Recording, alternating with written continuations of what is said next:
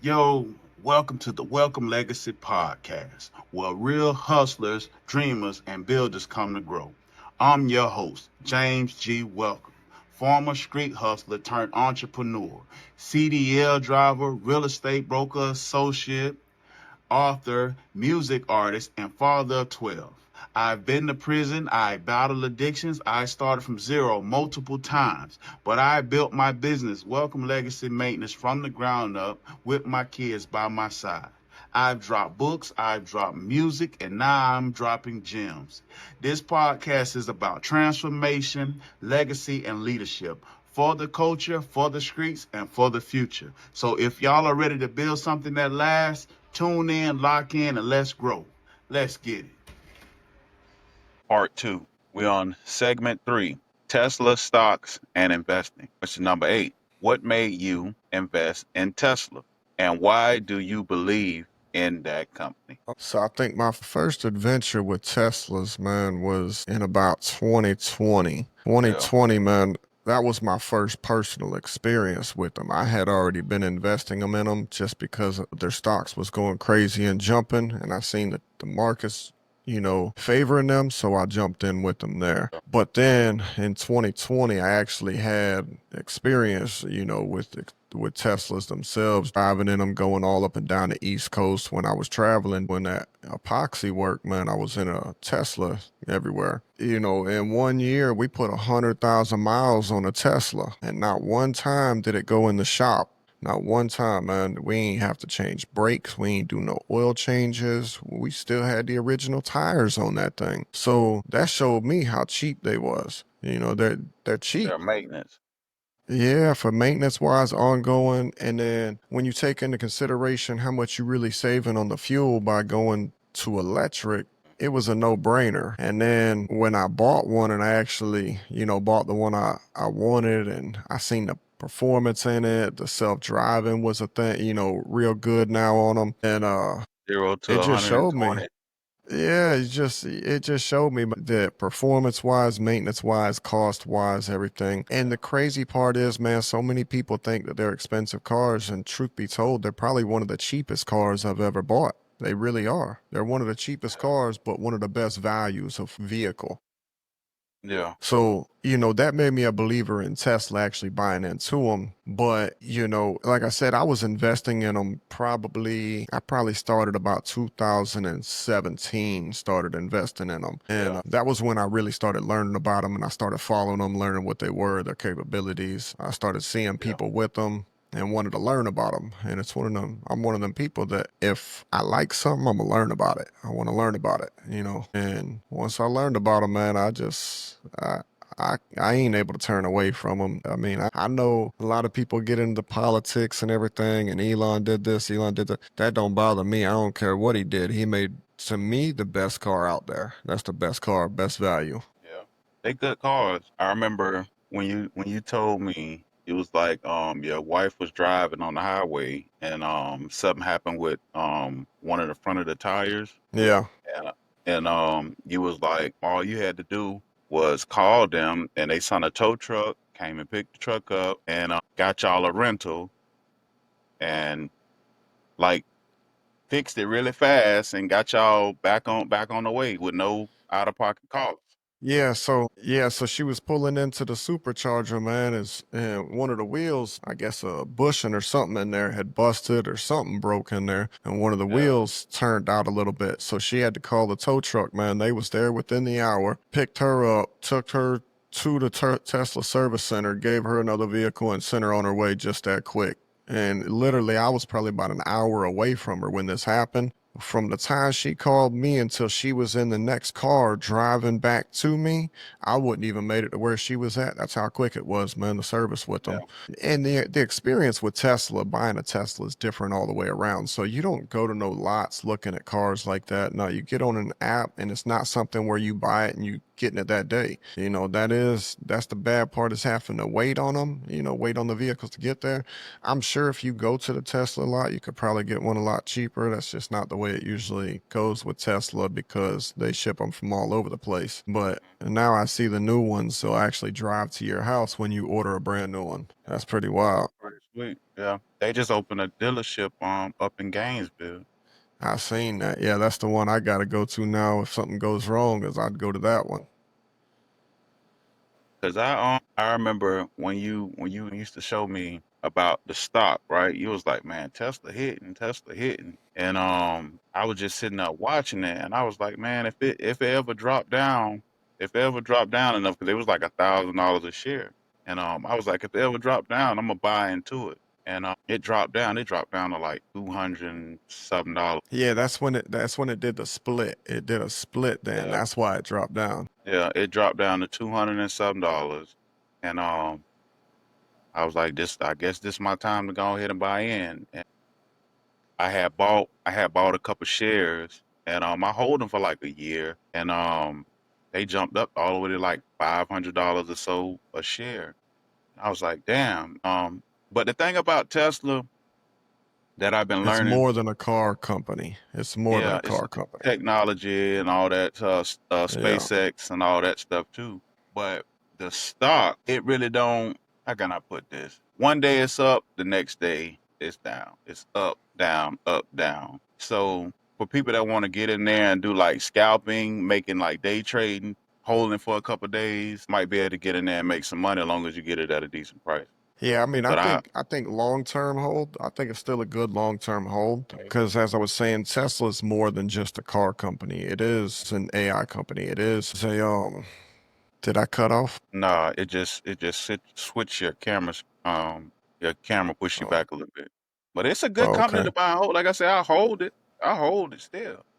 Yeah, I still hold Tesla. I got more into the Bitcoin though, than, not so much Bitcoin, but cryptos. I still do Yeah, Bitcoin Ethereum as and shit. well, but yeah, I get into a lot of cryptos. And then I also got into the Nvidia. I got into them, and then I got the Chinese Tesla, which is Neo, Yeah. Neo. I don't know how to say it. And it's NIO.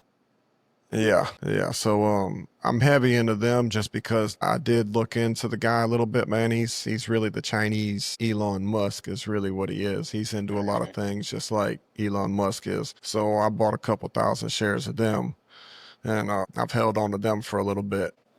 They got some pretty good cars too. Yeah, yeah, I see. I was actually looking into the videos and watching some of the videos of those cars, and they don't have them in the United States yet.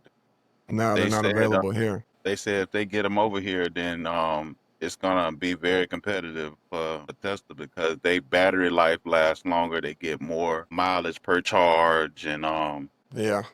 Well, they it's got something. they got a battery swap system is what it is. So you pull up Yeah, and a charger just swaps out their battery right there on the spot. yeah, And that's a big deal, man. That's a big deal because now you ain't waiting that 15, 20, 30 minutes, sometimes hmm 45 minutes to charge. yeah. It's sweet though, but I was just looking at like the interior because I think it was like a little SUV, and they got like the sound deadened sound, so when you get inside the car, you can't hear it outside. Like Yeah. it's some pretty neat stuff with them cars, Yeah, man. I believe they make it to America, man. It's definitely gonna Yeah, give Elon a run for his money. yes, it is. All right, let's get to number 9. How did you get started investing in the stock market? So the investment part came years later. I actually started watching stocks when I was 14 years old, and I was in this boot camp, and we had a teacher that came there and taught us every day. The guy he was a liar, man. He wasn't, but some stuff he was trying to teach the right things though, so I give him credit for that. But he came in with, these big. He was probably 60 years old. Man was 60 years old. Drove one of them old station wagons with the wood panel sides. Like what was the Griswolds, from Lampoon's Vacations. He drove Yeah, one of them, and it was not in good shape. It was smoking all could be. But he claimed he was a millionaire from the stock market, and he wanted to teach us about stocks. So I started listening to him. I listened to him a little bit, even though I felt back then he was a liar. Knowing what I know now, I know he's a liar. But I commend he was trying to teach the right things. So yeah, the basics. he Yeah, he started teaching us about stocks and how to read them newspapers and what all them numbers and what all that stuff meant. So I picked a company, and at the time I picked AT. I don't know why I had AT&T, man. My mama had an AT&T phone. That's the only thing I can think why I picked AT&T. I don't remember why, but I followed AT&T for years, man, years. Every time I seen a newspaper, I just checked that stock. I checked that stock. I checked that stock. Well, I started learning little trends in them. I started watching because it wasn't just that stock. I started watching other stocks eventually. And I had this little book I used to carry around, and I had notes in all the time. And I would take and put a date, and I would put the date of what it was if I bought this many of this stock on this day. And then later on, I would check it if I just sat there, and it taught me about selling out early. That's what it really taught me, because there was a lot of times it would jump and I'd be like, okay, let me go in there and see. And I'd put in my notebook, sold out this time here. But then 2 weeks later, I see, man, I just lost $1,000 because I sold out too early. Had I waited out until this day? And I used to keep track of that, man. I never really invested though until I probably started really investing into it about 2017. That's when I really got into it, started investing heavy. I got AT&T. Thing about investing in stocks, they say invest in things that you know, right? Things that you use in your everyday life. Mm-hmm. AT&T, AT&T, that's my phone service. So about I got started. It was like 2020, and so I started going heavy into it. I got sick. I got pneumonia, and I was down for like 3 months, and so everything that I had put into it, I had to pay bills and stuff like that because I was down. So recently, like the last 2 years, I was just looking into getting back into it because I never closed my account. To go back to it, it says invest in companies that you know. AT&T, my phone service. And I was hearing a lot of bad talk about AT&T because like they talking about they have more debt and all this and that. But AT&T is actually a strong ass company. So I had bought some shares at like 17, they were like $17 a share. So AT&T pay a dividend. Their dividend has been consistent. Year to date, it's up. It's up like 50, about 54%. Within these last two years. But I bought them at 17. They up at last time I checked, it was like $27. So you invest in things that you know. That make it easy to break, you know what I mean, to break it down. You go to Walmart, look into Walmart, look at the ticker symbols. I think Walmart is WMT. AT&T is T for the ticker symbol. Mm-hmm. Tesla is TSLA, Amazon AMZN, Yeah, man. Somebody Nvidia taught me when I was NVDA. yeah, somebody taught me when I would say younger, it wasn't that much longer that long ago, but they said, man, if you like something, you're not the only person that likes it. Research it. All right. Yeah. As an entrepreneur, you research it looking into value. Okay, this is something that's new. This is something people like.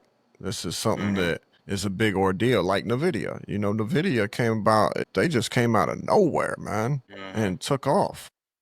Same Yeah. thing with One of the Tesla. Tesla biggest came out of companies nowhere. making Yeah, chips. Yeah. yeah. But look how big AI's getting now. So them chips are a big ordeal now. Yeah. And AI is going into every phone. So that's a lot of chips. You Mhm. see Tesla's putting them in their cars. It's going to be everybody putting them in their cars Yeah. soon. We're in a technology era right now, Yes, and we are. it's evolving right in front of your face. So And you if got to learn it or you're you're going to get not getting in left the behind. game, yeah, you're not getting in the game, you're gonna get left behind. Yeah. Anybody can invest. Hold on real quick. I gotta take this real quick. Yo, yeah, no, just plug it in. Yep, it just plug right in. Yeah, yeah. Well, that's good. Idling it was at 70. Okay. Yeah, as soon as you plug it in, it just cuts the flow out automatically. Cause generally like you driving and then it just idle. You know what I mean? When you're idle at a speed, it drops from the V to the V8 to the four cylinder. But that just keep it all in V8. Yeah, all the time, long as it's plugged in. They got the range one. The range one's like 200. Just let me know. I'm gonna go grab that cash when I go get the drop that truck off. Yeah, I cut that a little bit out, but he just All called me right. about the truck, man. Yeah, I figure. Yeah, You he good. called about. Yeah, we running, man. Just gonna swap the plugs out. And that shit a big break, big fucking break. I think we was pretty much done in how I started in the stock market. It was that. Just invest in companies that you know. Look at the delta. The delta tell you if you're in the money or not in the money. Especially that's options.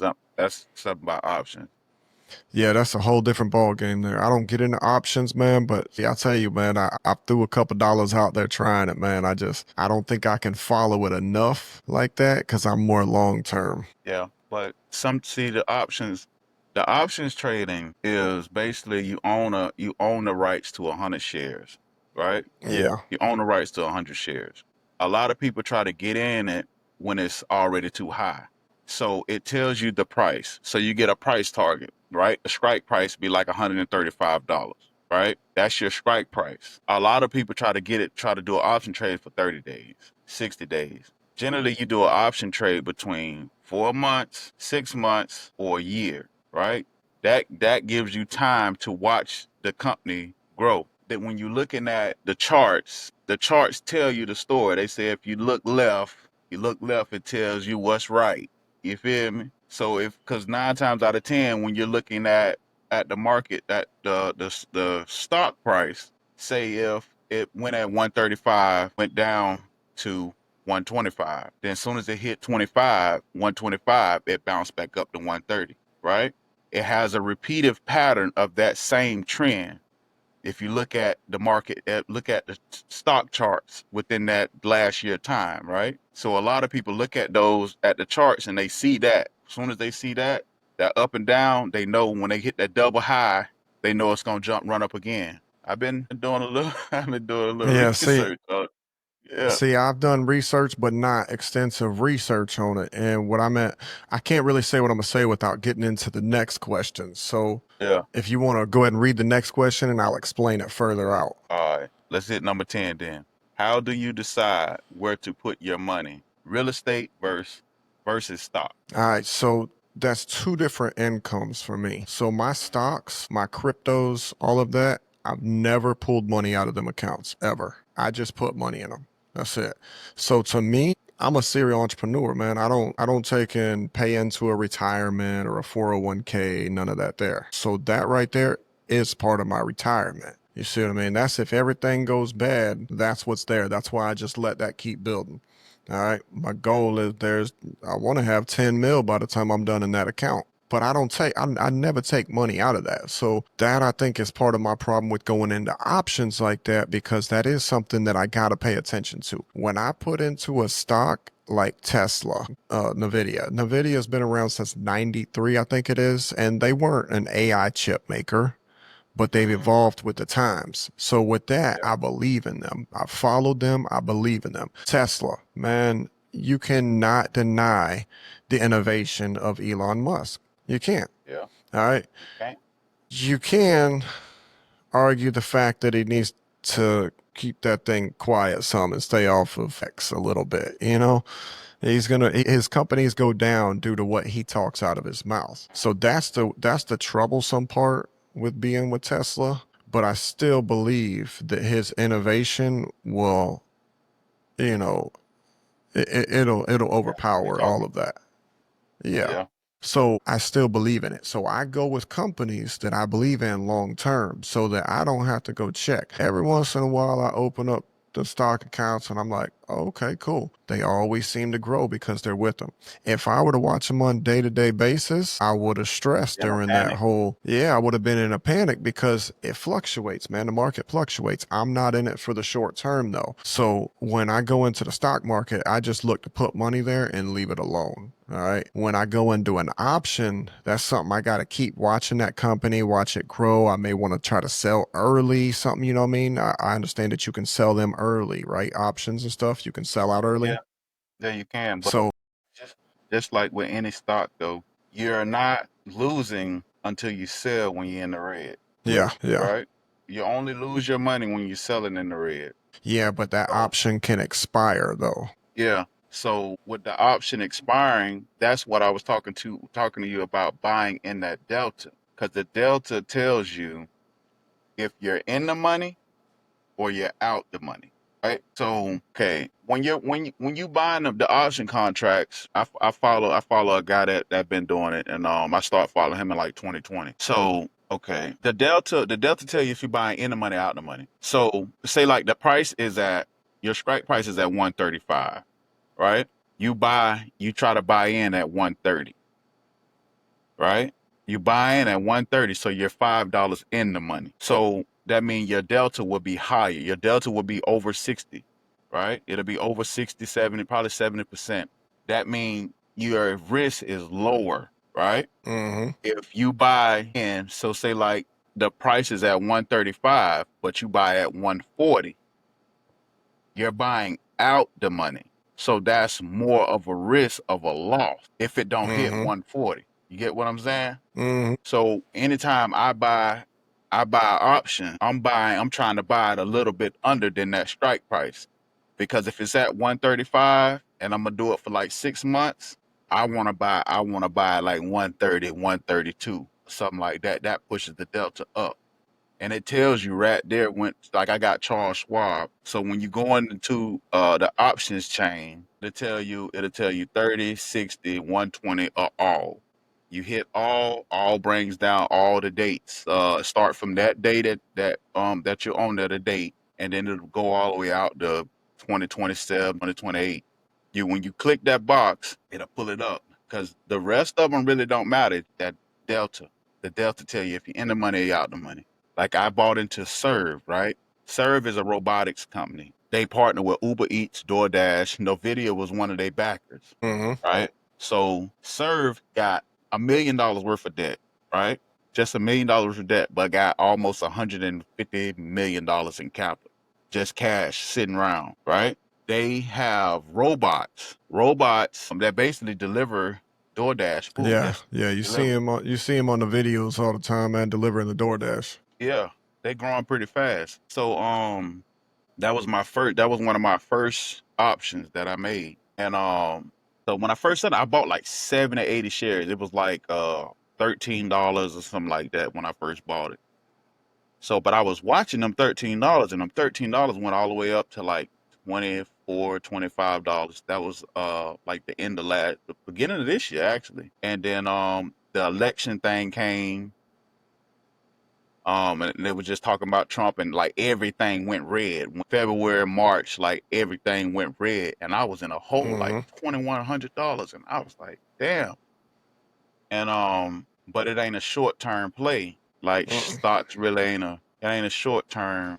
So I tried the day trading thing, man. I tried the day trading thing. And don't get me wrong, I made some money at it. But if you really want to make some money in the stock market, man, just watch what I buy and sell. I promise you, if I buy something, man, the price is going to drop in the next couple of days. If I sell something, it's going to skyrocket within the next couple of days, man. It's just, I picked the timing perfect to sell out right before the money. That's why I started doing long term. Long term, man, I make better money, I make better investments. Not to Mhm. say sometimes I won't average down on some things, but Yeah, when the price drop, it's good to average down. yeah, so I learned a hard lesson, man. I learned a hard lesson. I'm gonna tell the lesson I learned, but I'm gonna tell how to beat it. I'm gonna say that for one of our next talks. So it was back before Dogecoin took off, man. I had over 1 million Dogecoin, and I Yeah. was I was buying them, and then the price would go up just a little bit. I'd sell them, the price would drop back down. I'd buy them,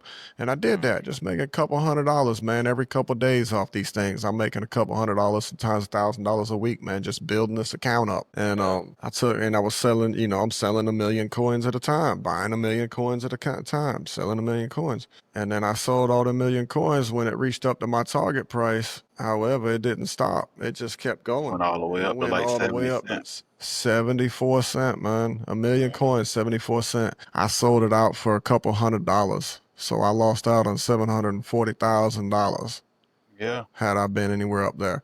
But I sold it out for under pennies. I mean, it was pennies.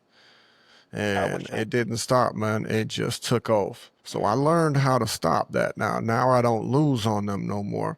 But that was a hard lesson for me to learn.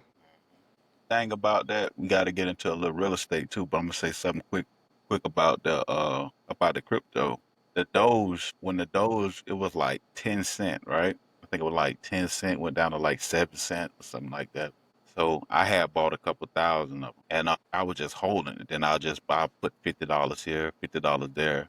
So the whole account, I think I was just holding like $900 worth of it, and I didn't really know anything about it. I was just, you know what I mean, just listen to some videos and just start putting some money into it. And then one morning it was like 2 or 3 o'clock in the morning, and my phone was just going off, going off, going off. And my wife To was the like, "Who is moon. that texting you this time of morning?" I said, "Ain't To no the damn moon. body texting me this time of morning." And it shot up. It shot up. It went up like 25%, 25. It just was running. I was like, damn. And so I'm up now, and I got to be up early as hell to Yeah. drive to work. But I'm up now. I'm like, what the hell is going on? So I'm sitting looking at the thing, and it's going up, and I got it. I opened the app, the Crypto.com app.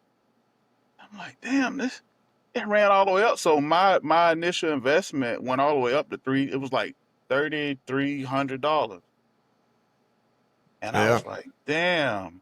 I was like, damn. And I was like, should I hold it or should I just go ahead and sell it? Because all I got in it was like 900. But you know what I mean? I made what, damn near 2,700 damn near. And I sold that shit. I jumped clean on out of it, and it dropped all the way back. That dropped down to like 20 cent.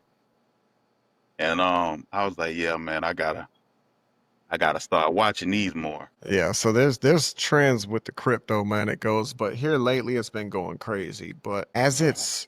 as it's accepted, you got some places you can walk in and pay with Bitcoin. You can walk in and pay with Ethereum. So the more it gets accepted, the more it's going to become more popular. And it gets a bad name because when it did started doing that run up, a lot of people went and spent their whole life savings, man. They went and spent their whole life savings and put it in there when it was going up. But they put it in and then it started going down. And it started going down, going down, going down.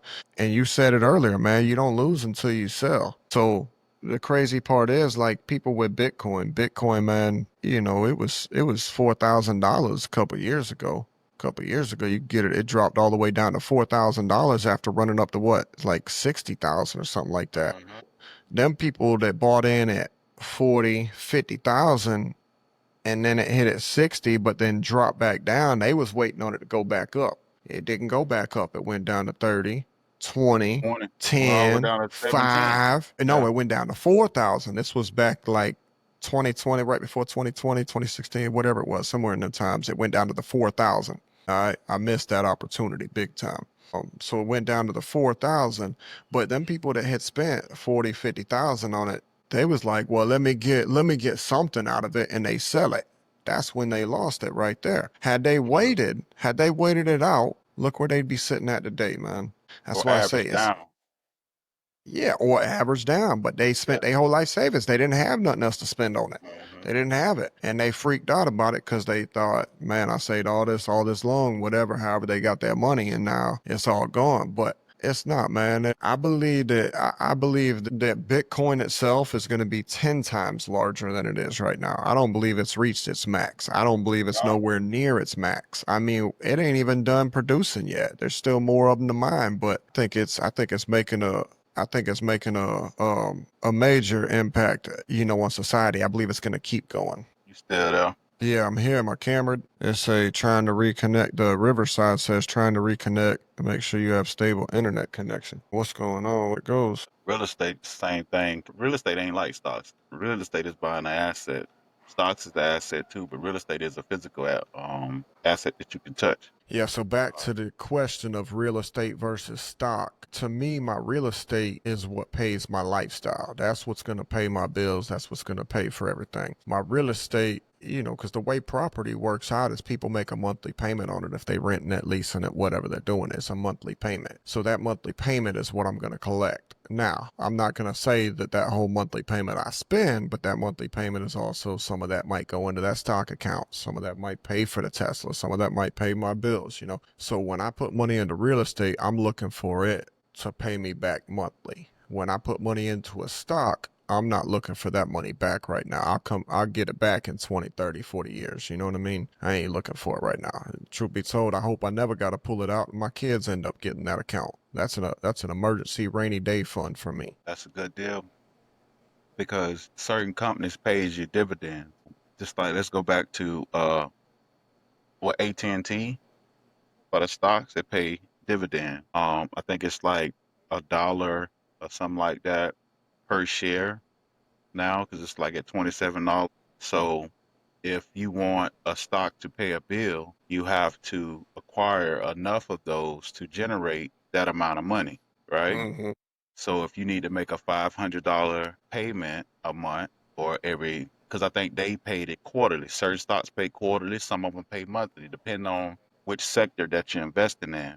It could be oil, technology, industrial, Medical. Yeah. wherever sector, they pay either monthly, quarterly. Some of them pay yearly. AT&T pay quarterly. So you needed to pay a bill. You have to do the numbers. $1.27 per share times 500. So you will need that amount of shares, right? So 500 shares will get you $700, $800 every, you know what I mean? Hmm. Every quarterly. Certain ones pay a little bit more, and it's kind of the same with real estate because you get a rental property and it's passive income coming in every month. Even if you got a low mortgage. If your mortgage is low, you charge a couple $100 more. Generally, they try to cash flow about $100, $200 a month per rental property if you got a mortgage and to cover your expenses, to cover your escrow, in case you need repairs and stuff like that.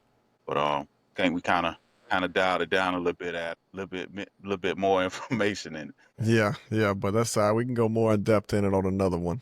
Yeah, yeah. All right, let's hit number 11.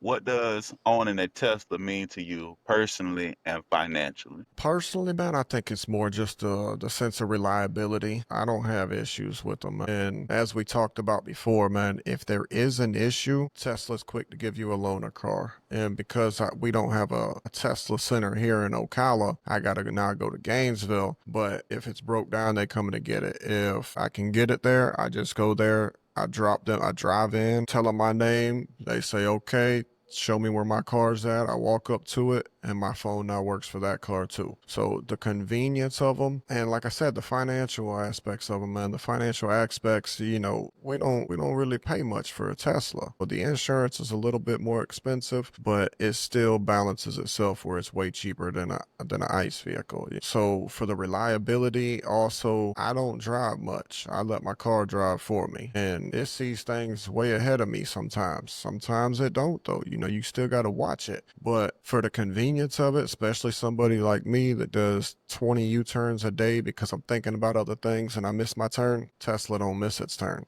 It takes its turn. So it makes my day more convenient. It definitely does. Yeah. And another thing about a Tesla, Tesla is a technology company. It's not a So car company. It's not a car company. It's a yeah. technology company. So every Tesla that's out there on the road is correcting the next one Yeah. because So they're they're all on end one. to end. Yeah. Yeah, so every mile that one drive is correcting the other ones with the roads, with the turns, with the lights. It's Yeah, constantly that's why I updating try the to tell information. people. I tell people all the time, man, just because it's full self-driving, you still got to watch it because Mhm. if it makes a mistake, you got to correct it and it learns from that. It learns Mhm. from you correcting it. So you still Yep. got to watch it.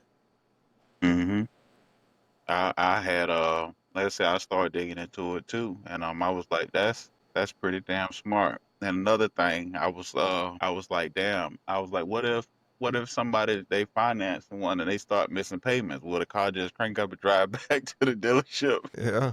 Before long, that's exactly what's going to happen. Because now, if you live in Austin, Texas, and you buy a brand new one right now, your car will drive itself to your front door. When you order a new car, it'll drive itself to your front door. Yeah, we was out working yesterday, and we seen one. Well, my son seen one. Junior, no, Junior getting pretty good with the weed eater, man. He number 9 years old, man. And so I hear him like, dang. I'm like I'm thinking he don't stump this toe or a mess like that, right?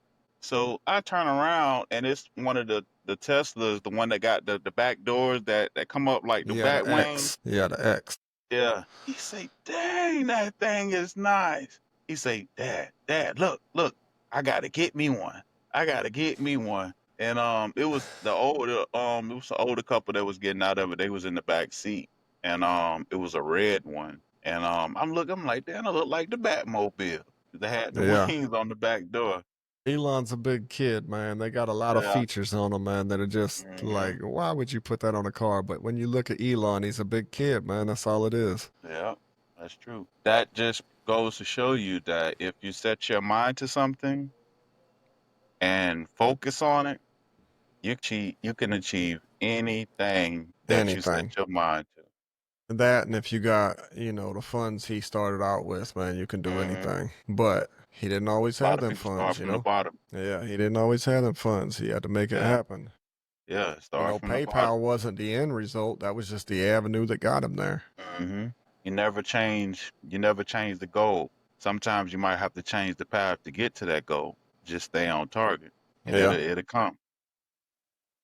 Okay, segment 4, land clearing and growth. You had already touched a little bit about how you got into the land clearing. Yeah. So it says, how did you get into land clearing? So it's something I've really done my whole life, man. When I was younger, we bought a piece of property and we cleared it ourselves, but we didn't have heavy equipment. Mhm. We had equipment, Yeah. horsepower. That's it. And so we've been clearing land since we was little. And my family, we got rental properties, and we always cleared the properties when them houses went up there. So it's something I've always done. And then once I got the kennel and there was all that heavy equipment that came with it, it was just a no-brainer, man, because it's still the equipment had to be paid. Hmm. And it was just another paycheck sitting there. So I got into it and got pretty good at it. We ended up getting some more equipment to make it easier. The forestry mulching is what I'm referring to. And then Hmm. I got rid of a lot of the equipment and then just kept the excavator with the mulching attachment and the ripper claw and some buckets and it's called a blade buddy. It's kind of like a front end scooper for the excavator. And man, I made a pretty good living, man, for about a year and a half with them. And it was really, I like doing it. I like it, man. I got tents on my machine. I got the AC blowing. I got the music on. And I'm just sitting here with some joysticks Got a bad playing connection. video games is more what it's like. Hear me? Huh? Got a bad connection. Let's jump into number 13 and 14. What kind of opportunities do you see in the industry, and what advice would you give someone looking to start a business in that industry? So I do believe there's a lot of opportunity with when you say the industry, I'm just going to say heavy equipment because that's Land really clearing, what it yep. is. Yeah, it's not just land clearing that I do. I do forest mulching. I do land development, so to speak. So somebody'll get with me. We'll come up with a land plan, and it may be putting a pond in. It may structuring their whole property different. Going to be a need for that. I would say that there's going to be a lot of opportunity, but as me and you was talking before, there's different avenues you can take to success. For example, how you did yours. You combined it. You did a multitude of yours with the lawn service. We're just going to use the lawn service. You got a lot of things you're successful in, but we're going to use the lawn care because that's a perfect example of, most people come into lawn care and they're out handing out business cards. They're trying to do this. You did that with the door hangers, with your family, man. Y'all hit doors, man. Y'all did it. And y'all got a lot of clients residential like that. But then you also went after them contracts. So them contracts gives you that sense of security while you're Yep. building up that residential. Well, the same thing goes with land clearance. So when I got into it, I had a commercial side and I had a residential side. The residential side makes me a lot more money. It really does. The commercial side does not make me as much money, but it's constant work. It's steady. It's my sense of security because I know that as long as I keep doing this here, I got a paycheck over here. Now, this residential side takes a lot more time off the machine because now I'm out here trying to find out where's my next client coming from. And then you asked what advice I would give. The best advice I can give to somebody getting in this line of business, whether you're going to do contract side or commercial, or whether you're going to do residential side with, little lots, however you want to do it. Sometimes some residential lots are big lots, but regardless, that's your having to go and curate and create them jobs and find them people that are wanting them jobs, that are wanting that type of work done, because it's not a contract like over here on this construction side. But either way you do it, all right, either way you do it, your network is your net worth. So I'm going to say, if you're going to do it, you need to go find all the rental companies in your area, because one of the biggest things I dealt with on the residential side, I did amazing, man. Facebook did me so well. We'll get into that on another segment, because no publicity is bad publicity if you market it right. And what most people would have thought was bad publicity on my Forest to Stump page turned out to be the greatest marketing tactic I ever seen. And it came naturally. It wasn't something I tried to do. It was amazing.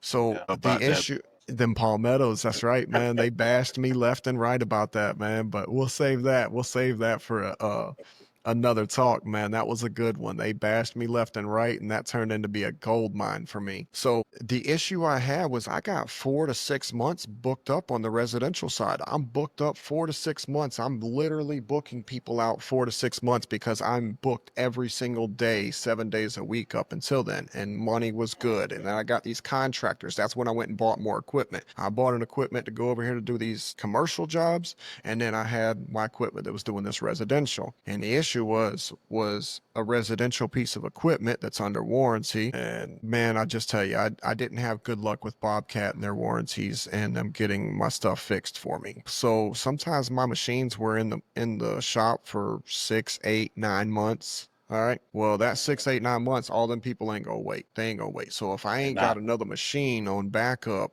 to be able to go do that, then I messed up. So when you do your bids, you make sure that you got enough that if your machine breaks, that job covered you going to get a rental machine. You make sure that you have enough, and I say rental companies, don't just find one. All right, because the issue you'll come into is you'll rent from this company, get a great price, everything, and be like, cool, I got them all set up. Next time you go to rent, though, somebody's got our machine for the next month. We ain't got that machine for you. And now you're like, oh man. So that's why it's great to have multiple contacts when it comes to that. That's the biggest thing I can recommend to somebody, because that's what hurt me 4 times in the land clearing business, was my machines having to go into the shop and sit there for months because we had to wait on parts to get here, and parts wouldn't get here for months. They Yeah. wouldn't get here for, or they would get here and they couldn't get it, or they'd give me my machine back, tell me it was good. I would tote it all the way out to this job. I'd go to start and hydraulic fluid would be going everywhere. And it's just, so that's the biggest thing to deal with in that industry, is the reliability of them machines, because that's how you make your money. But as long Yeah. as you have backup plans and you properly prepare for them, as I said, with like the estimates and stuff, if you're properly prepared for them, then you should be okay with it. But like I Yeah. said, there's a lot Proper that we can maintenance. go into. Yeah, I call it That's what preventative you said. maintenance. Yeah, I Yeah. do Let me talk. preventative Thank you maintenance. for I, that. I like to go through and look at Yeah. the Everything. pins, everything. Anything that could go wrong, if you look at it ahead of time, it could save you, because for Yeah. example, pens, man, I notice pens are going to go out before they go out a lot of times, because I'll take them out and inspect them, and you'll see the marks where they're rubbing, they're starting to They mess up. notched and stuff. Yeah. So you go ahead and get them ahead of time, throw them on the truck, man. Make sure they're out there. I'm not going to replace it right then because it's not broke. Unless it's something that's detrimental, it's going to, mess something up bad. If it does, then maybe I'll replace it. But same thing with my quick connectors from my hydraulic system. That's something that goes out, I mean, All the every week, time. every other week, all the time, man. Always have extra on site. Always have extra. It's really a lot of preparation, but as long as you have the preparation and you got somebody that knows how to work on the machines right there on site, it can be pretty good. But when you're under warranty, though, the problem is you got to take it back to the shop and they got to fix it. Otherwise, you void your warranty. And that's something you got to always prepare for. They delay it too. So I'm gonna touch on the 2 topics of maintenance. Okay, with the lawn service, right? Every morning before when we pull up to the job, we checking oil, making sure we got sharp blades, checking the tires, you know what I mean? So it's basically like a process of every morning making sure that, because you don't want to try to hop on the more, you got a flat tire, It's like right? that pre-trip inspection, Mr. Yeah, CDL. pre-trip inspection. Yep. And now with certain lawnmowers, it's good to have like no flats on the tires, because your maintenance is key, man. Your maintenance is Yeah. key to any time when you're doing any type of equipment. Your maintenance is key, because you don't want to run it on low oil. You're gonna blow the motor up. Stay on that. Stay on your maintenance so your equipment it'll last longer. Let's jump to, what is it? Segment 5: Wisdom, Legacy, and Final Thoughts. Number 15. What does legacy mean to you? I'm gonna say, man, that's what you leaving behind to your kids, man. That's what your kids acquire. My mom, she was adopted. She was adopted, so we don't really know our bloodline anywhere above my mom and my uncles. That's it. We don't know. And her parents are gone. They didn't have much much information about her before the adoption, so we don't really know the bloodline. My mom, though, she has done great at creating a legacy for her kids. She's utilized her knowledge, her hard work, and invested. And when she passes, she knows that her kids are good. To me, that's legacy. She knows that we're good. Me, I'm creating my own legacy for my kids. And I'm not counting on that because, as I told you before, man, I feel like my mama's going to outlive me. So I have to make sure that I make it before them. But it also goes back to that conversation I said that I hated seeing my mama cry when I went to prison. So when, I crossed that stage of graduating college, she cried, and those were good tears. So the same thing goes to me now is I don't want to wait until my mama passes for me to make it. So I bust my ass because I want my mama to see me out here making it now. I want her to know while she's alive that I'm going to be good, whether she's here, gone, no matter what. I am gonna be good because I know for me, like my son Damien, man, he's amazing. Well, both of my sons, really, Damien and Donovan, both of them are very independent. Neither one of them come to parents asking for anything. I mean, truth be told, they probably make more money than both of us, me and my wife, to be honest. They love what they do. They're good at it. They're hard workers, man. They work multiple jobs, and they're already starting to create the legacy for their kids, even though they ain't got kids yet, but they will. But it's never too late to start building your legacy, or too early. It's never too early or too late. And me, Right. I feel like I wasted the beginning of my life. Hey, I feel like I wasted the beginning of my life, so I got to go extra hard now. And granted, as we said before, you may have a goal, but there's 20 different paths to that goal all the way up. It was like them little mazes as a kid. You got to walk Sally down the sidewalk. There's 30 of them though. She got to make it out the forest. Well, that's yep. exactly how it is. There's going to be a lot of them paths that are dead ends, but you This is you, gonna you be a don't just stepping lay down. stone, though. Yeah, you don't just lay down and be like, oh, well, this one's a dead end. I'm just going to lay down here and that's it. No, man, you go back and you refine your way. And that's Yep. what it's about, building a legacy, man. It doesn't just come to you on day one, and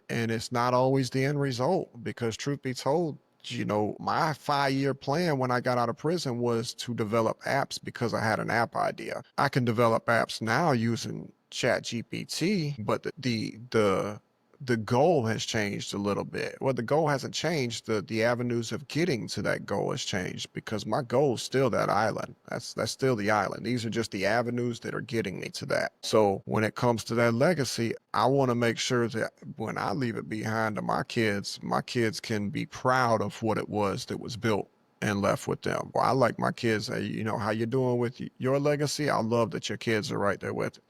My kids ain't involved with my legacy as much because not all of them are, dog friendly like I am. Some of them, one of them for sure, she's afraid of dogs. She don't want nothing to do with them. So I can't expect she gonna come up there and help. Although she does help when it's important. She takes care of our youngest like last week during 4th of July. We both had to work full time and my daughter stepped up. She don't like dogs, but you know what? She loves her sister. So she stayed here and watched her sister while we went and took care of the dogs. So there's always a way you can put in, and that's what my kids do. They see the legacy we're building and they try to help out with it as much as possible. So the legacy is building a blueprint to pass down to your kid, Yeah. right? Blueprint structure, whether that be a little bit of wealth within stocks, business, mindset, instilling purpose in them, instilling hard work in them, and showing them that anything is possible, and showing them by your actions. But that's the one of my biggest things is to show them by action because they see me as in being a street dude out here in the streets selling drugs, doing drugs, intoxicated every day, months at a time. They see me do a 360, and that 360 showed them that anything is possible.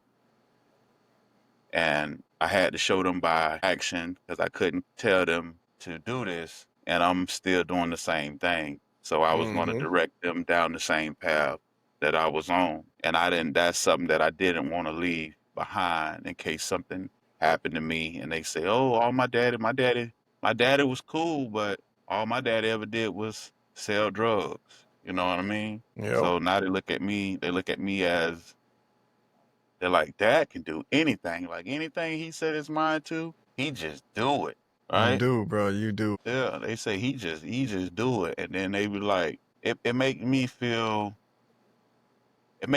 like really like joyful, dog, to wake up every like when I get up in the morning and my little ones and like everybody be like, I want to go to work with you. Let's you know what I mean? Like it's Yeah. like, yeah, Yeah. My like daughter does the same thing. She always wants to come to work with me, man. Makes you feel good. yeah, it makes you feel like yeah, man, you're really doing something and you're really impacting their life in a positive way. And my whole thing is, like I say, is to leave a blueprint for them and to be a hell of a way better father than my daddy was to me. No disrespect to my daddy. My daddy was fighting his own battles and all that stuff there. He couldn't overcome it. You know what I mean? But I gotta be better. And I gotta show them that I'm better. So my legacy is really going to mean something to me and it's going to mean something. So let's hit 16. How do you stay grounded while building multiple streams of income? Man, I'm gonna say having a good woman by my side, man. I'm gonna be honest. That's probably the best. That's the best thing I can say, because I'm bad about feeding myself. I'm bad about it. I gotta work. My wife, though, she's always the one. Hey, you need to put something in your stomach. Hey, you need to get sleep. You got to be up early. Hey, make sure you get this done. And on the same note, us men, we get aggravated when our wife reminds us about the honeydew list. Because if we told her we'll do it, she ain't got to remind us every 6 months. We're going to do it. Yeah, eventually. Eventually. But Mhm. it's that little things right there that show us where we're messing up. When our woman tells us that thing, that's what shows us that we messing up. And a lot of times we don't want to admit it. A lot of times we get aggravated because she's telling us. But what are we aggravated about? We mad because she right? We mad because we is falling short in this area over here because we're so focused on this area over here. That's one of my biggest things is I get onto one of these ventures and I get so focused on it, but I'll start falling short on the other ones where I ain't got to have much time in this one or much time in this one, but I do got to keep a finger in it. All right. But sometimes I Mhm. take all my fingers out of them to put both hands on this project. Yeah.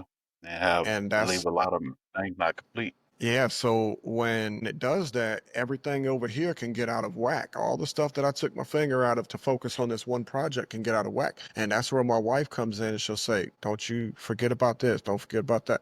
And like I said, man, it's aggravating, but it's more aggravating towards me because I'm the one that's causing this conversation. You get what I'm Mhm. saying? It's me and my shortcomings. So when you say staying grounded, I mean, it's really just having the family, man. You said something to me the other day, actually. You called me when I was at the kennel and I was stressing out. I was going through it. All right. And you told me, you said, man, you got a lot of things that are upsetting you. You need to put something in your life right now that's not upsetting you, man. Go spend a little bit of time with your baby girl, man. And I did a Mhm. little bit and it made me feel a lot better. It really Feel did. a lot Actually, no, better. I didn't spend time with her. She was with my mom, but it was I told crazy you because just remember a something little bit, positive about the baby. yeah, just a like few minutes That's after you all. told me that, my daughter video chatted me on Facebook. She when she was with my mom, she likes to video chat me so that she see me every Yeah. once in a while. And it was right afterwards she video chatted me. So I sat there and talked with her for a minute, and it did. So Turn your whole mood. Family's a good thing to keep you grounded because, entrepreneurship is stressful, man. It really is. Like, I don't want people to get into it thinking that it's going to be all bells and whistles, man. I promise you, I failed 1,000 times before one time a success, and you got to be mentally prepared for that. And having my family helps me, but, you got to find something that makes you happy. Like you said the other day, you got to find that balance, man. It's going to be stressful over here. It is going to weigh you down this way, man. You got to get that happy over here to pull you back up and it balance you back out. Yeah, it do. So it's a balance deal, man, to stay grounded. It really is. You gotta have good with bad. You gotta take some time off. Like when I was going through college, I used to sleep like 4 hours a day. I was up all night long doing homework. I was making sure I get them A's. And I tell myself, man, I can go like this 6 days a week, but on that seventh day a week, I gotta sleep in. I gotta catch that balance. All right. So, and I don't recommend that for anybody, man. It's not a healthy way of living, but It's sometimes rough we have to though. do what we got to do. We got to do what It's we got to rough do. because like sometimes like with me, I be running on 3 4 hours of sleep sometimes, and it be rough though. Like it got to the point that I literally had to make a schedule like from the time I wake up in the morning to the time when I get home 10 o'clock I need to be laying down because I got to get up at 4:45 in the morning. So, but you get so set on trying to establish something, and it's like the sleep don't matter. You know what I mean? You Mm-mm. be up like sometimes I be in here rubbing my eyes and stuff. And I'm like, damn, I gotta finish this little training or whatever else, and your body be tore down. So like 6 days out the week, I'm going, and then on Sundays I sleep in. Like the day I slept, I laid in the bed at like 8 o'clock, but I Me only too. literally I was up almost till studied. 1:30 though. Yeah, I was Yeah. up till 1:30 Mhm. though. That's the thing. Yeah. But I said, I just, like I said, with a schedule, I got it scheduled out from 4:45 in the morning till 10 o'clock at night. And Monday through Sunday, 4:45, wake up, prayer, brush my teeth, make my coffee, affirmations, read one proverb, do my 200 push-ups, 40 to 50 lunges, read 5 to 10 pages of one of these books that I got in here. I got books every damn well, and getting 5:30, well 5:50 to 6:30. We're getting everything loaded up. The equipment is already loaded up. By 6:30, we in the truck on the road. Hmm. Arrive at the job about eight. Try to get about 25 yards done between 8 and 12:30. Take a little 5 10 minutes. 9 times out of 10, I eat like between 12 and 1 every day. So about 5 10 minutes. Then we finish on out by 5:30 6:30.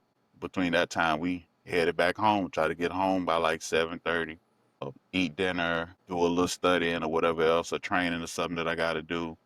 10:30 and 10 o'clock. Try to get in that bed, man, and try to, you know what I mean, at least get 6 good hours of sleep. So I've been trying to stick to that because you got to try to balance your time out, man. And Yeah, then balance is very important with it. yeah, Time management is part of yeah, it that is. balance. It really is. Mhm.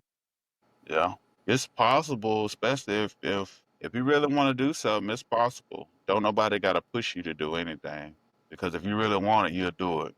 And Yeah. that's what anything in your life, to like dealing with any addictions or whatever else that people go through in their life, and they be like, I can't break this, or I can't do this, I can't do With that this, type of right? attitude, you're right. With that Yeah, type of attitude, they right though.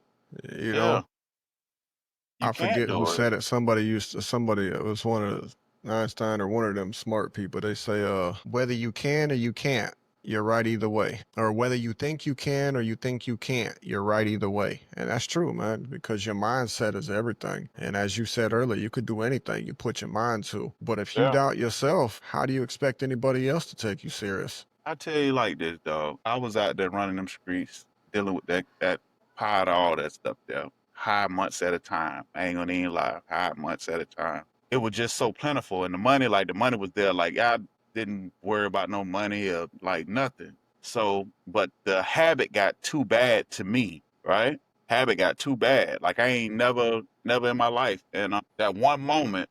That one moment. Now I don't got my license back, everything. And you had stopped by the house. I met you at the car wash, and I was just going, and I say, damn, I stopped, got back into the mess to pay some bills, and then it just took over me again. And then that one moment, I got up that morning, long ass night. I probably slept like 20 minutes, and I went and looked at myself in the mirror, and I say, man, who is you, dog? I say, who is you? I don't even know who you is, man. You taking these classes because I had to take class. I had to get a drug test every week, once a week, and I'm still out here with the bullshit. Mm-hmm. And I'm like, who is you? Like you finna go back to prison and you gonna do a longer ride because I'm riding records 3 ounces in the car, 2 o'clock in the morning, riding around, you know what I'm saying? With all this stuff in the car, I just went from being focused to just wide open again. I'm looking at myself, I'm like, man, you're turning into your daddy, dog. You're turning into your daddy, man. And is this the person that you want your kids to see? Yeah, And so that's the thing. If we don't like how we was raised, it's up yeah, to us to break that cycle. yeah, Because if we don't break that cycle, then the same things we didn't like about how we was raised, our kids are not gonna like about how they're raised. Because it's hmm gonna be the same the thing, man, that same way, same same cycle. way, And same that's, thing. and this is anybody, man, anybody. As a kid, the things you did not like as a kid, it's 100% up to you whether your kids will Mhm. go through that. It's a hundred Yeah. percent up to you whether your kids will go through the same things you went through.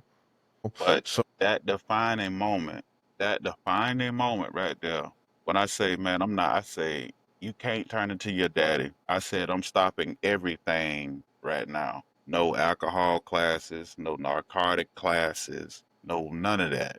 It was all meditation, early in the morning, meditation, exercise, waking up, hearing my kids laugh, smile, call me, just be able to be there for them. And you can only take your steps one at a time, right? So one mm-hmm. day at a time. And they say if you can quit some for a week, you can quit it for 30 days. If you can quit it for 30 days, you can quit it for a year, right? Yep. I turned around then and I never looked back. I'm talking about, bro, I got up, I walked so much until my legs were hurt. But eventually that voice in my head of the addiction was like, it went from loud, you know what I mean? Talking to me, Mm-hmm. talking to me, talking to me. It went from loud to lower, to lower, to lower. You feel me? Till Yep. I didn't even hear it no more. So if you have a purpose driven thing in your mind that telling you need to stop this and you need to be a better person for your family. In my case, my why was my family because I couldn't be the person that I am now if I didn't silence that person then. It would have never wouldn't have helped.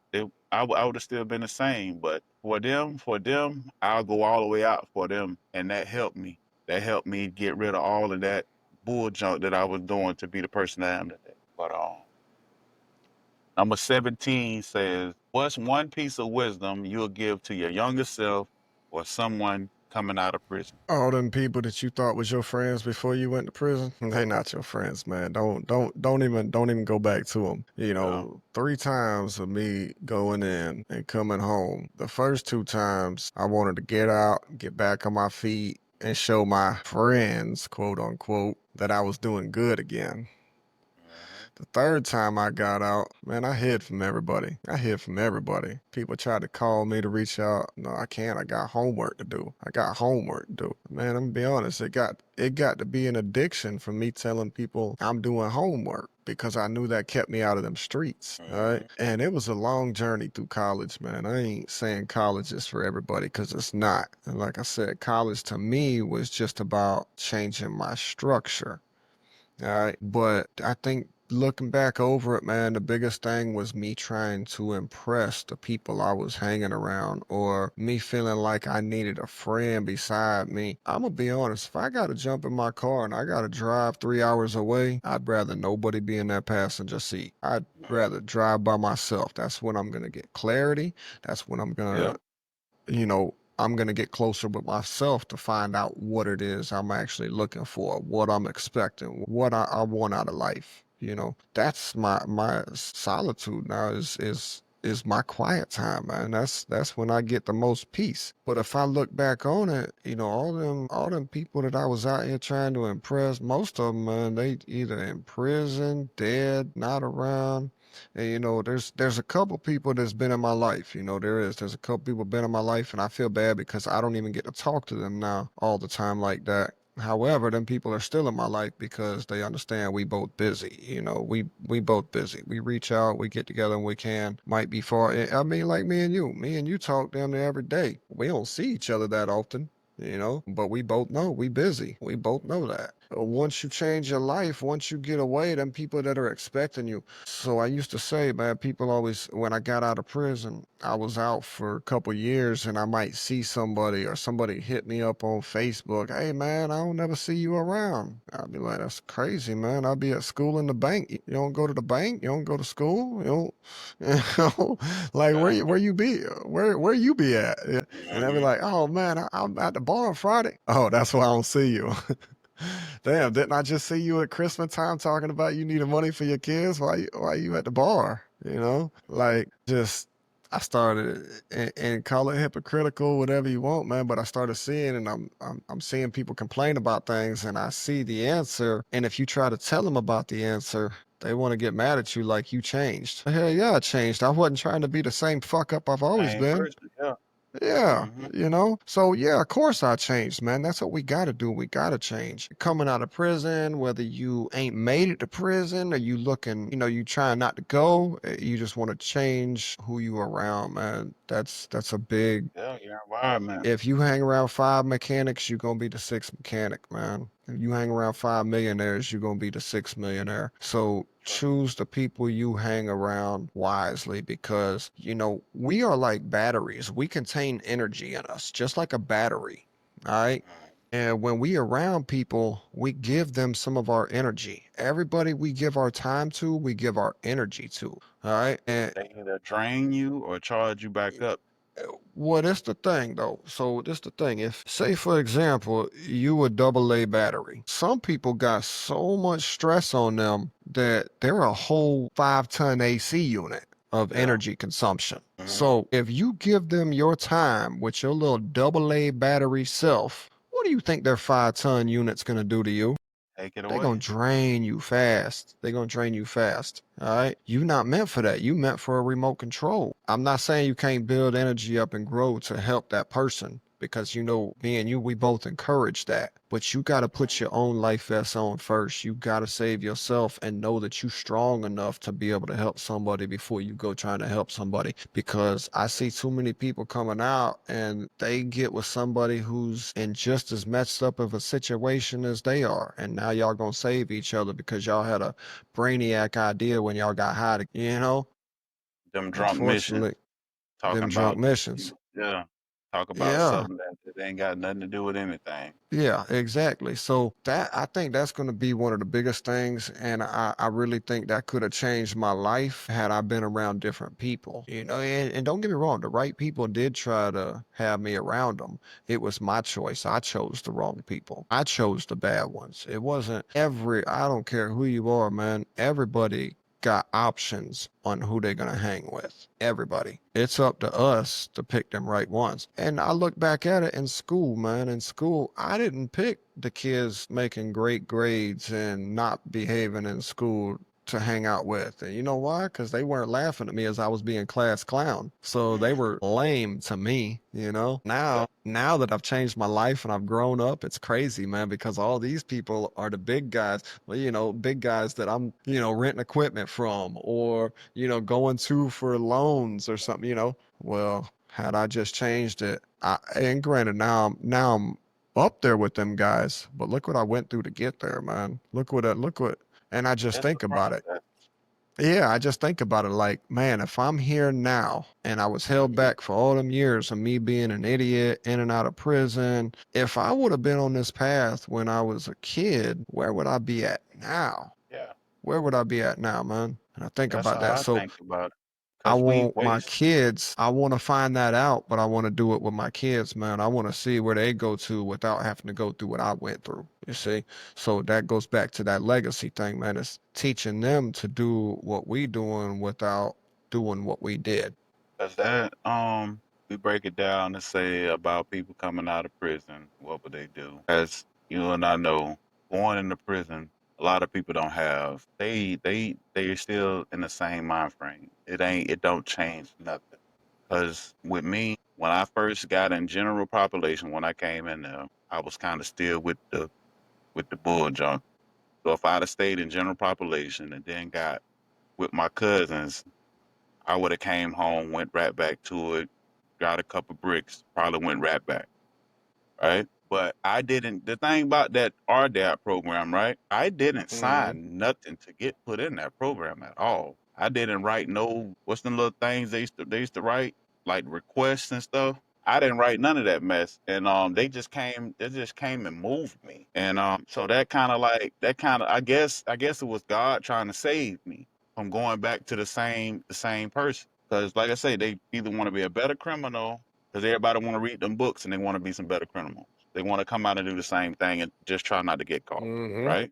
That's it. So that kind of slowed my thinking down. It was like, damn, man, it's so much going on and so much time that you just been wasting. So that kind of slowed me down on want to go full fledged back into the street when I came home. And but having the right people, like when you coming out, when I came home, everybody was still doing the same thing. Actually, everybody was making way more money than what we was doing before I went in there. Everything went up, like, so it was there. My cousin say, here, you already know everybody. We got about 30, so go do what you need to do. I say, hell no, I don't want to go back that fast. I told you the same shit. I don't want to go back that fast. So everybody was making more money, so it was like it was pitiful. But I couldn't go back. And it still took me some time to adjust. But the right people in your life, or being in solitary confinement, right? Solitary confinement make you think about your actions. You're in Hmm. silence, right? You're in silence. So when I came home, I said I'm not doing the same thing. So I started walking to the library, right? Same thing I was doing when I was in prison. I was reading all those books. So Hmm. I would walk up there to the library and I sit at the library all day. I'll just go in there, just finding a book, and I would just sit in there and read a book. And I got me a library card, and I would check out me a couple books, and I'll come back to the house and I'll sit my ass on that couch, and I would sit there and read them books. And everybody kind of like called me like I was weird. I was weird then because I didn't want to hang back out with everybody in the street doing the same old Yeah, you thing. wanted something different. You wanted to step out that Yeah, comfort zone. And yeah. that is weird to a lot of people. hmm Especially now. So I fell back into the shit, got back into it, and when I had that moment there that I was telling you about, that's when I really buckled down, and I was like, I'm not doing it no more. And I just dropped everything. And when I did that, and I kind of like turned into like a brown recluse. I was just away from everybody. I just stayed away. And that's really when everybody was like, "Hey man, what like what's going on, man? How you gonna pay your bills? How you know what I'm saying? How you gonna do all these questions because I'm Hmm. feeding them, right? You're feeding them, so they're like, "Hey man, you cutting off the food type deal. So like what are you gonna do? How you gonna do this? How you gonna do that? Like, man, I'm gonna figure this shit out." And it was like, man, who the weird, man? Sort of weird, man. Say, damn, I gotta be weird because I don't want to go back to prison. Yeah. You weird when you don't want to go back to prison, man? I don't think that's weird. I think that's Hey. smart because I'm getting older now. I'm in my 30s. Like, man, I'm not finna go do no 10, 15 years. I'll be 50 years old when I get out. My kids gonna be grown, man. Mhm. The hell why do I want to go back? So people will try to, just like we say, we drain you. People will pour into you, or they'll pull your energy. So a lot of people Mhm. that's pulling your energy away, you need to get the hell away from them. Yep. And if ain't nobody encouraging you to change, you don't need to be around them because they want you to stay stuck in your same old ways so you can get the same damn results that you used to get. Yep. They don't want no better for you. And that's what I had to see. Cause like when my phone stopped ringing, people stopped calling me. You was only calling me because what I could provide for you. Yeah. But when Well, see, that's that cut off, it wasn't no more phone calls because you can't use me no more. the problem with a lot of society, man, is a lot of people in society, they'll call you friend, they'll call you acquaintance, Mm, whatever, brother, and they want to see you do good, but they never want to see you do better than them. yep, that's So true. they'll try to drag you down and drain out your battery so that your battery ain't outshining their battery. But Hmm. then, every once in a while you got people like you, me, man. We rechargeable batteries and we give out that energy, and then recharge our batteries.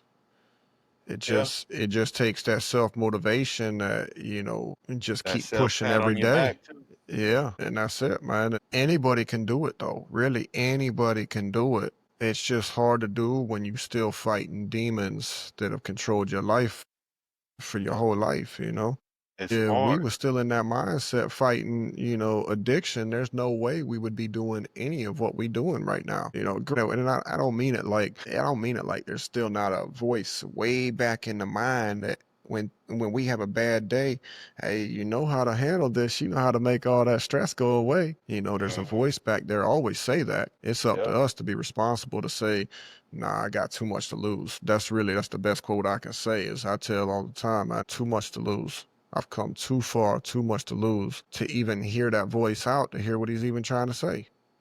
Hmm. So it's more like the voice under a pillow. You got a pillow over Yeah, his head, smothered out you though. know? But it's best to keep that one. It's best to keep that one silent because that old version of yourself is done for.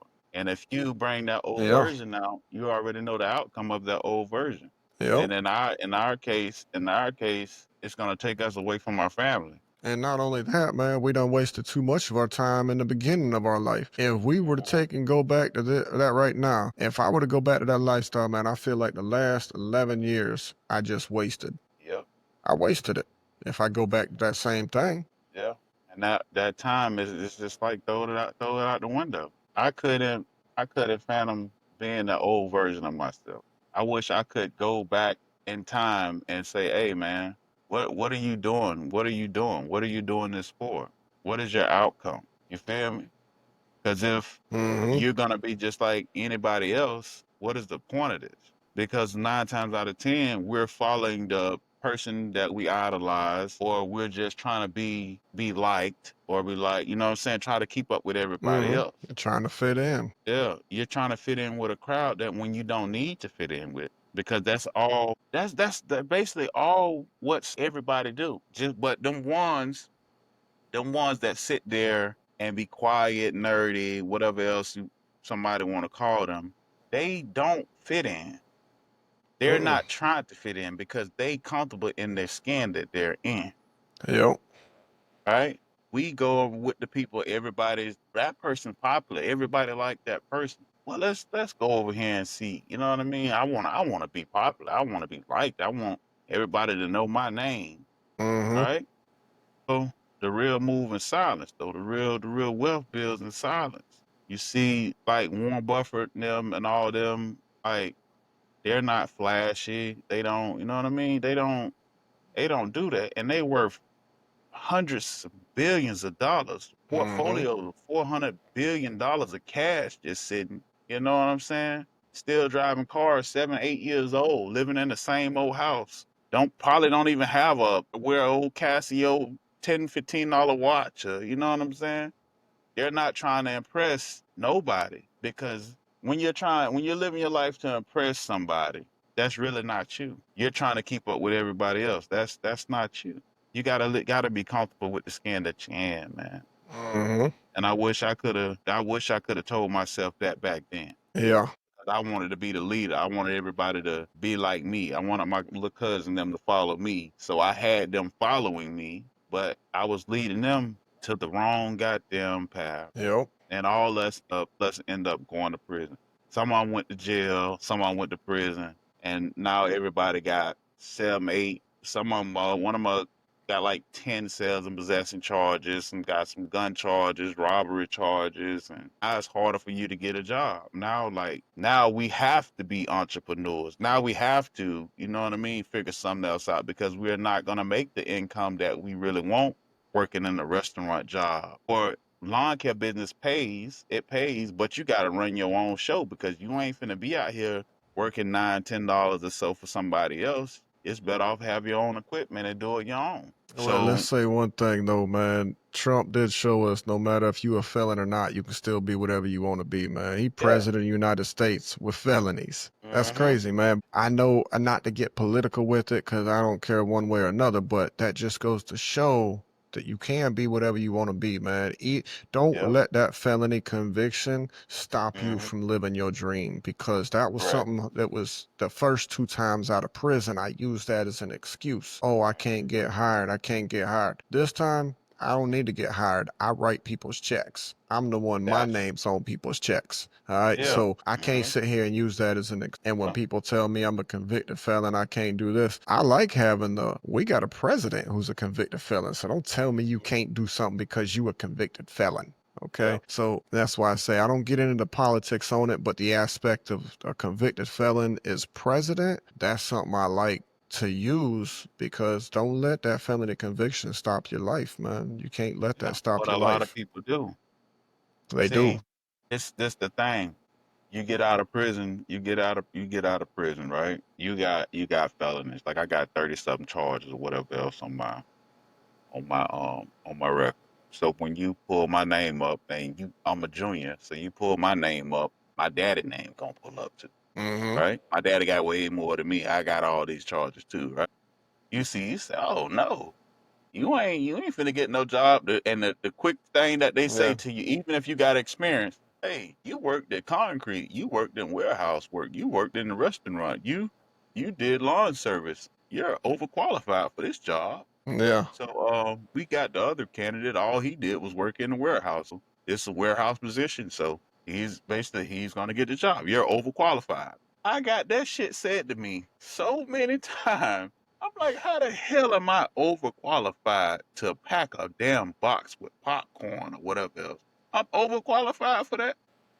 People be like, I don't went to 10, 15, 20 interviews, and everybody's saying the same thing. So that discourage you. So you're like, man, I ain't finna keep begging nobody for no jobs. What do? You resort back to what you already know. What you know. Yeah, because it's a thing about second chances, third chances, fourth chances, whatever else. So people don't want to give you a chance because they feel from your background that you're gonna fall back to the same thing, when all reality they push you back to the same thing, because they don't give you a chance when you're trying for that chance. Just like with me, I didn't get no job at all. Well, I'm talking about I ain't have a card then. I walked so many places when I got out of prison trying to get a job. And they was like, no, overqualified, overqualified, overqualified. And the only resort was to go right back to the same old thing. And as soon as I got out, within a couple months, like I give myself, it was probably about 7 months. I kind of hold out a little bit, but I caught another charge. 2 years probation.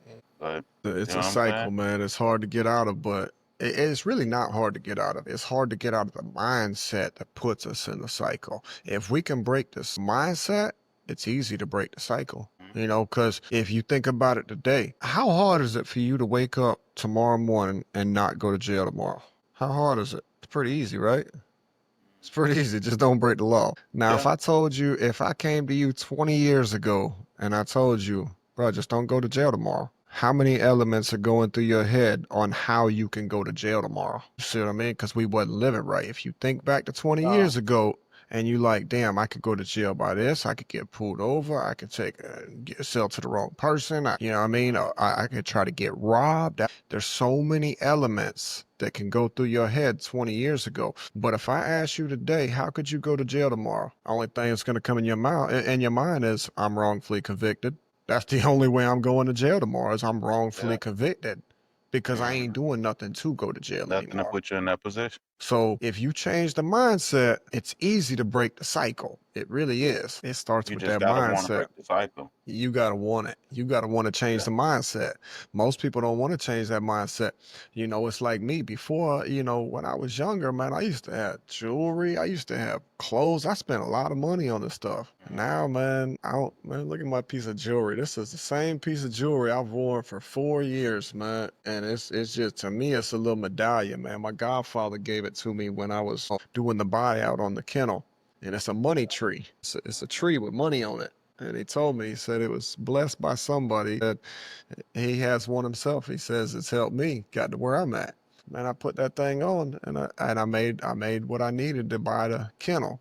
So I've kept it on ever since. I've kept it on. It's just a piece of rope with a little, I mean, it's faded out. You can hardly even see what it is now. And But I that's the ain't trying beauty to of it. impress nobody else. It ain't about impressing nobody else. I know what this is.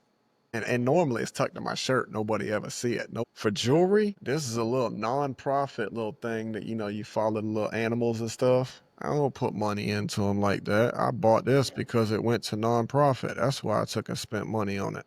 My watch, the only reason I got a lot of nice watches in there, expensive watches. I got a Rolex that I ain't never wore. It's not my thing, man. I don't like the showboat. I don't like all that attention on me no more like I used to like. I don't like that attention on me. People looking at me now, putting all that attention on me, and I'm like, man, they can get me this way, they can get me that way, because there comes a point in your life when you transition from being, the mess up that you've always been into, wow, man, people want to be like me now. Like, wow, people actually envy my life. Wow, Then you gotta and it's watch like it a back. yeah, so that's what I tell my kids all the time. We not rich. We not rich. I'm wealthy in the sense that I got my family and we don't want for nothing. I'm rich in that sense, but people think that I'm rich because I drive a Tesla and I own a big old pet resort and all this here. But as we talked before, I don't never keep cash. I don't. I invest my money back. I invest it back in. So it's not like I keep cash. But my kids, my daughters for sure, they're beautiful and people think that they're rich. So as I tell them all the time, baby, you got to be selective of these boys out here, Yeah. because a lot of these little boys out here ain't looking at you for your heart and your beauty. They looking at you like, well, yeah, look, they family set. We gonna be good. And that's something they got to take and understand. Well, that's me. I wear white tees, man. They're white tees, and I wear black tees, man. I buy them in a 5-pack, so they don't cost that much. That's Yeah, about all I ever wear. that's it, man. We might throw our logos on them or something. You know what I mean? We don't. You I see don't that, rock. don't you Yeah, see it? exactly, Plain Jane. Only exactly. Jane welcome. My phone number, the business information Look, on the man, back. you can go into my closet though, man, and I do got a nice shoe collection, but as I said, that's my kids that do that for me. But as far as clothes, man, I think I got 2 suits in there. That's probably the most expensive things I got is my suits. And other than that, man, I don't put money into clothing. And I tell the people same thing. I go do business meetings, I go do everything. I'm gonna dress as me. I'm gonna dress ready to work, because whatever Yeah. I'm coming to you with, I'm ready to work. I'm not gonna go in there throwing on suits unless it's an event, nothing like that. I don't put that money into it. I don't want to give people that illusion.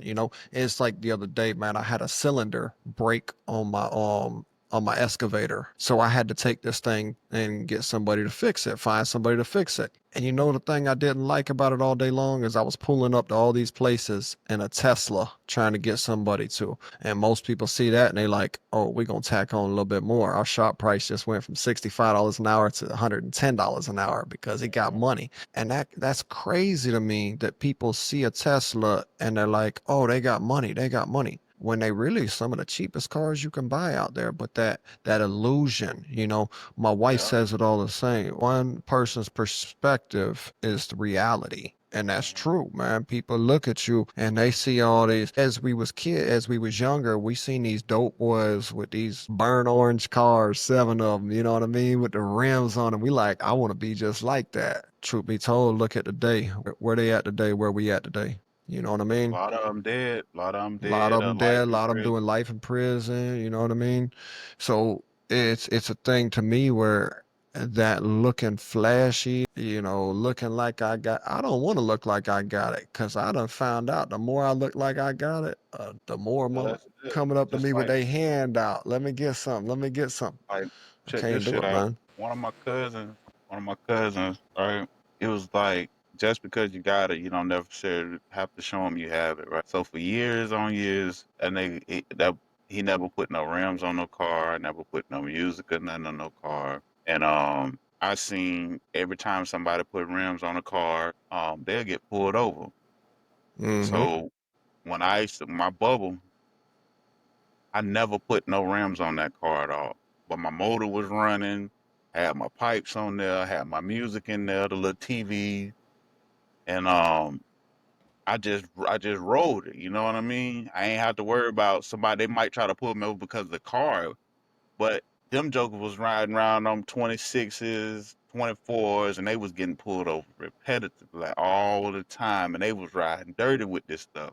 With that being said, it made me not want to put no rims on the car. I rode around with hubcaps on the car because it was less attention for the police to pull me over in that car. And so my cousin, when he started putting all them rims and all that stuff on them damn cars, and he's the big one, so when he started doing all that stuff there, it started attracting way more attention on him. Kind of like Frank Mm-hmm. Lucas. When Frank Lucas put that damn Yep. mink coat on, Yep. it pushed him right out there and to be a target. So that's the thing about it though, man. The more flashy you, that's what they get. When this necklace, right? This necklace, the crown, it got like 40 something diamonds in the damn thing. This is the first necklace that I bought that was legal money. I took a picture. Now, I took a picture of this same necklace. It was in a jewelry store. It was like 5 years prior to, right? I kept the picture. And I was on my ass, and I said I really like that necklace because it's like seven.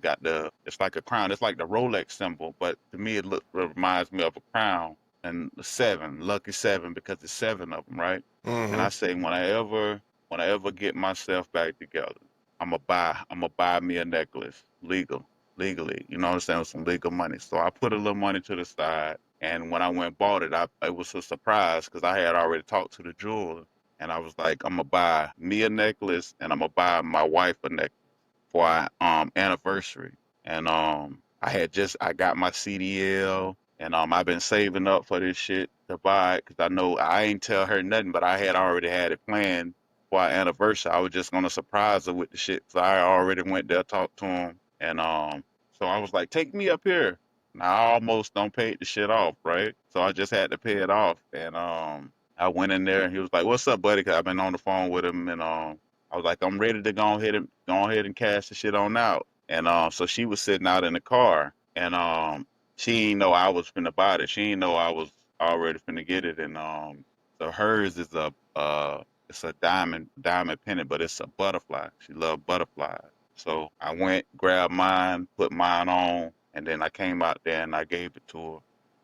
And it was just basically like a symbol of accomplishment, right? Starting all the way over, and being able to buy something that I wanted to award myself for becoming the person that I became. So that's was the symbol of this necklace that I got. Yeah. But she got a lot of meaning to it though. Got a lot of meaning. But we at the last one. Where can people support your business and follow your journey? Business wise, man, I'd say Dog Walker Ranch, man. Y'all follow us TikTok, Facebook, Instagram. We're on all platforms there, man. You can see everything we're doing. Personal wise, just Facebook. I don't really do too much social media. If I'm on social media, it's usually business wise, but you can look me up, Nick Pritchard. Follow me on there on Facebook. I think I'm on Instagram too. I don't even know what my name is on there. I don't follow much on there. But yeah, man, it's really the Dog Walker Ranch. That's where you can follow the journey we take and pretty much broadcast everything with going on there. Dog Walker Ranch. What's the address to Dog Walker Ranch? 50 North US Highway 441, man. Y'all check us out. If you ever in town, set up a meet and greet with your pup, set up that. Come let your dog spend a day at the Doggy Disney. Website. Dogwalkerranch.com. Dogwalkerranch.com. Dog Walker Ranch, one of the biggest pet resorts in Ocala, Florida. This has been an amazing episode. This is part 2 of episode 7. New episodes drop every Wednesday at 7:30 p.m. Eastern Time. Tap in, get inspired, and start building your legacy. Yes, if y'all like real talk, real life situations, real life conversations, y'all need to tune into the Welcome Legacy podcast. I appreciate you, bro, for jumping back on Thank you here, for taking the having me. time out Thank you for today having me, bro. to finish this thing on up. We gotta wait for a little bit to get this uploaded on your end before you get off there. All right. But I'm gonna add it all. I'm gonna go over all the audio and make sure we got certain things taken out, and then I'm gonna publish it not this week, but the week after that. All right. All right, let me go get this damn truck back so they don't have to charge me no more damn money, man. 'Cause this getting on my nerve. Yeah. I'm gonna get in here with this little girl. I heard her yelling and screaming a little bit ago. All right, well, yeah. You too, bro.